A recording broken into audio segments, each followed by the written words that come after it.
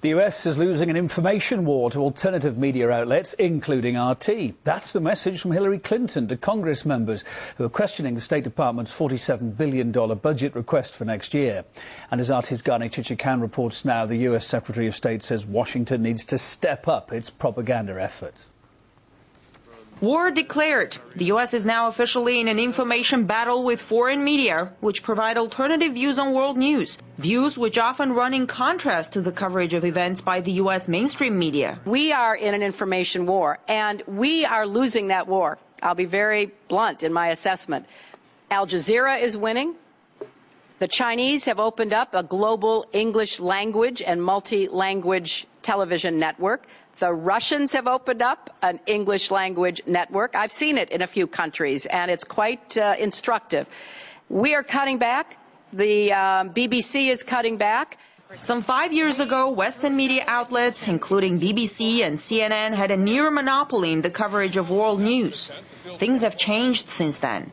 More and more viewers across the world tune into various foreign media to get a fresh take on events. Clearly, the United States feels on the defensive, in part because it can no longer monopolize not only the terms of, authority in these countries, but also the terms of the debate. There's other information out there. There are other points of view.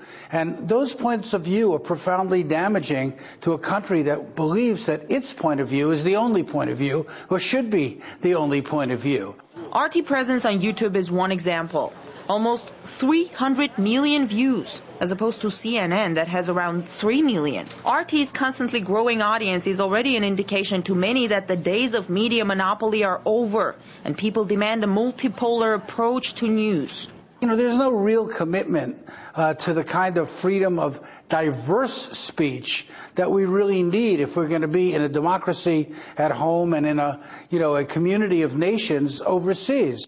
To many, Hillary Clinton's speech a few weeks ago on freedom of internet seemed contradictory to the treatment that sources like WikiLeaks are getting. U.S. legislators are now crafting a law that would give the administration increased flexibility to go after WikiLeaks and the likes. And now the administration is seeking more funding to step up U.S. propaganda efforts abroad. During the Cold War, we did a great job in getting America's message out. After the Berlin Wall fell, we said, okay, fine, enough of that. We've done it, we're done. And unfortunately, we are paying a big price for it. Last year, the head of the agency that manages the U.S. government-run international broadcasting asked for more money for his department. We can't allow ourselves to be out-communicated by our enemies. The list of enemies included Russia, China, Iran, and Venezuela. Walter Isaacson, the head of the agency, which runs Voice of America among other media outlets, later backtracked on this statement. Isaacson's pitch for more funding seemed even more unconvincing, considering his agency has a budget of $750 million.